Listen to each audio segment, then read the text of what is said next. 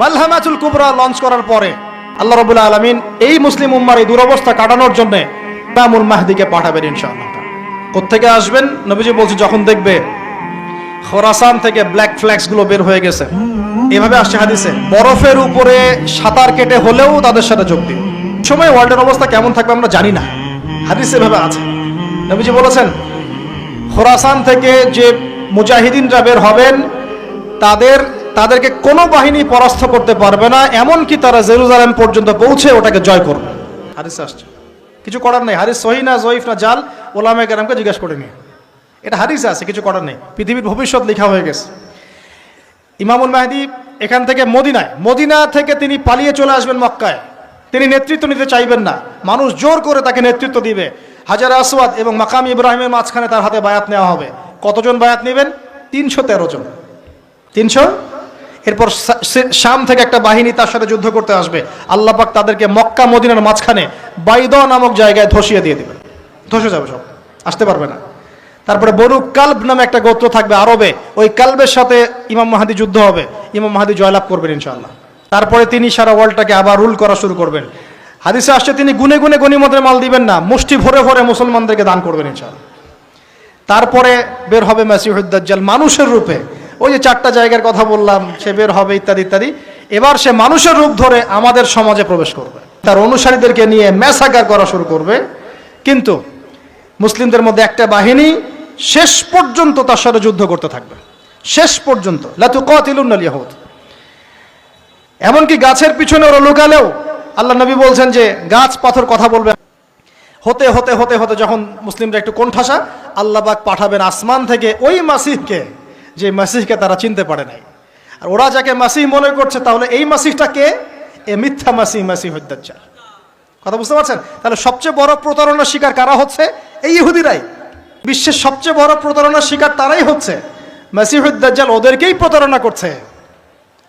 বুঝতে পারেননি কথা? ওদের সাথেই সবচেয়ে বড় প্রতারণা হচ্ছে। ওরা মনে করছে এই সত্যিকারের মাসিহ, সে আসলে আমরা বিশ্ব রুল করব, কিন্তু সে সত্যিকারের মাসিহ নয়। ঈসা ইবনে মারিয়াম আসবেন কিভাবে সেটাও এসেছে।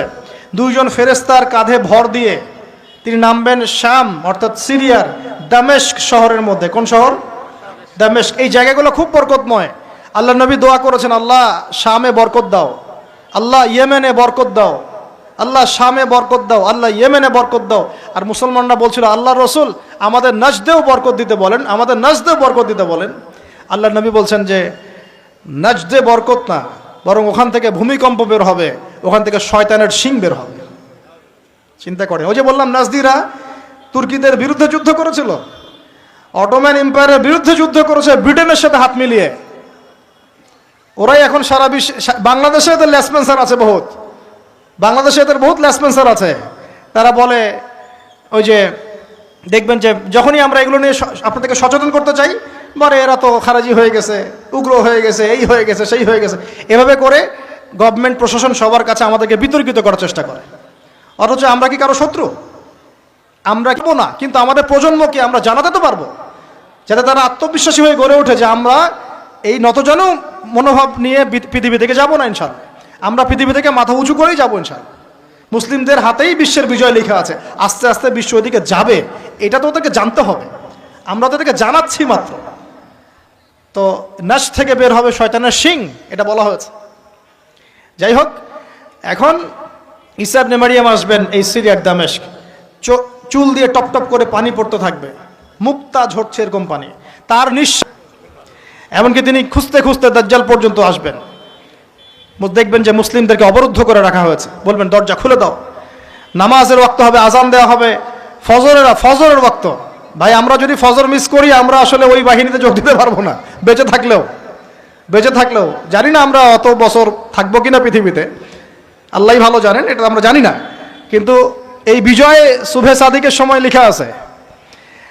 আজান হয়ে যাবে, ইমামুল মাহদি তাকে বলবেন ইমামতি করুন আপনি।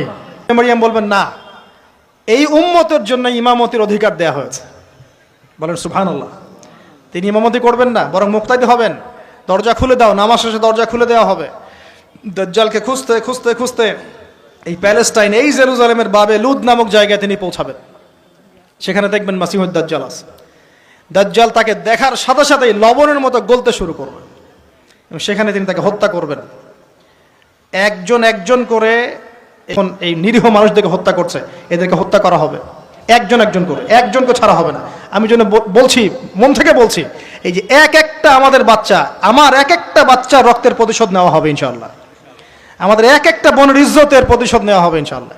এক একজন ভাইকে যে বুলেট ছোড়া হয়েছে এর প্রতিশোধ নেওয়া হবেই হবে ইনশাআল্লাহ। কে নিবেন? ওই যে বললাম, আপনি পারছেন না, আপনি হয়তো বলছেন দোয়া করছেন এতটুকু পর্যন্তই, ইনশাআল্লাহ তাআলা আল মাহদি আর ঈসা ইবনে মারিয়াম সেটা করে দেখাবেন ইনশাআল্লাহ। তারপরে সেখান থেকে তিনি ইসলামী খেলাফা রিস্টোর করবেন। 40 বছর তিনি পুরো বিশ্বকে শাসন করবেন। কত বছর?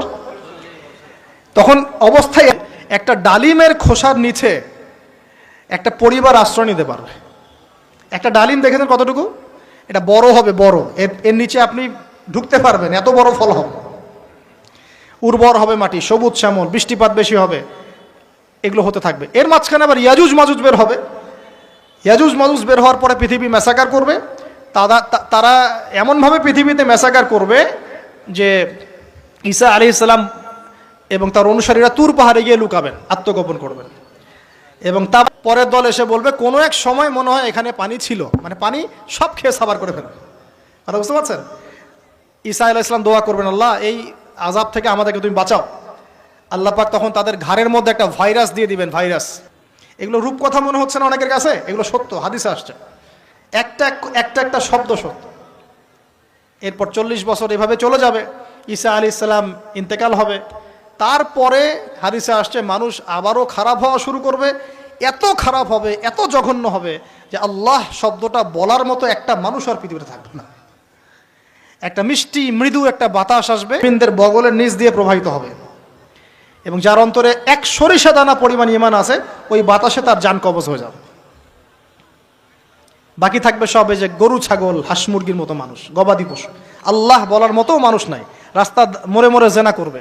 এটা আরো অনেক পরের কথা, অনেক পরের কথা। আমরা ওই যুগ দেখতেও চাই না, বাঁচতেও চাই না ওই যুগে, তাই না ভাই? আল্লাহ পাক বলছেন এরপরে, আল্লাহ রাসূল সাল্লাল্লাহু আলাইহি ওয়াসাল্লাম বলছেন এরপরে একদিন সকালে কথা বলতে বলতে, পানি পান করতে করতে, খাবার খেতে খেতে এই যে পশ্চিম দিক থেকে সূর্য উঠে গেছে। তার মানে কি? ওই দিন কিয়ামত হয়ে যাবে। এবং এটা এত ফাস্ট হবে, এত দ্রুত হবে, আল্লাহ রাসূল সাল্লাল্লাহু আলাইহি ওয়াসাল্লাম বলেছেন যে কেউ বাসায় ফিরে যাবে, আহাল পরিবারের সাথে একটা দেখা করবে, এই সুযোগ পাবে না। একদম ইনস্ট্যান্ট ডেট সব। একটা বজ্রনীনাদ, প্রচণ্ড মানে শব্দ, এটাতে বিকট একটা শব্দে পুরো মহাবিশ্ব তোলপাড় হলো। সিঙ্গার প্রথম ফুক, শেষ, সব ডেট। এই যে আমাদের এত বাহাদুরি, এত কিছু সব শেষ। মানে পৃথিবী আস্তে আস্তে ওর শেষের দিকে যাচ্ছে। এগুলো ভাই বিশ্বাস করেন, পৃথিবীর সমস্ত সংগঠন, জালেম, কাফের, ফাসেক, মুশরিক, মুনাফিক যা আছে পৃথিবীতে একত্রিত হয়েও এই সত্যটাকে কেউ টলাতে পারবে না। আমরা সারা মুসলমানরা মিলেও যদি এই সত্যটাকে টলাতে চাই, পারবো না। মানে এরপরে কিয়ামত, তারপরে তো আপনারা জানেন কি হচ্ছে। ফামান ইয়া'মাল মিসকালা যাররাতিন খায়রান ইয়ারাহ, এক চুল পরিমাণ যদি ভালো কাজ কেউ করে থাকে তাকে সেটা দেখানো হবে।